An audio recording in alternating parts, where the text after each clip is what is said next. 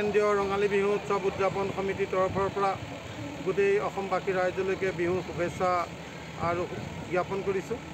আমি প্ৰতি বছৰেই প্ৰতিৰাধিকা স্মৃতি ক্ষেত্ৰত বৃহত্তম বটদ্ৰৱা অঞ্চলে বটদ্ৰৱা কেন্দ্ৰীয় ৰঙালী বিহু উৎসৱ উদযাপন কৰি আহিছোঁ আৰু আমি যি প্ৰাচীন পৰম্পৰা সেইমতে আমি মুকলি বিহু প্ৰতিযোগিতা আৰম্ভ কৰোঁ আৰু সেইটোৱে হৈছে আমাৰ মুখ্য আকৰ্ষণ।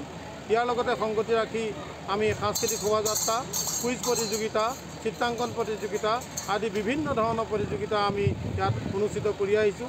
ৰাইজৰ সহযোগিতাত এই সকলো আমি 23 বছৰে আজি 24 বছৰত ভৰি দিলে আৰু 24 বছৰ আমি সফলতা আমি কৰিবলৈ সক্ষম হৈছোঁ।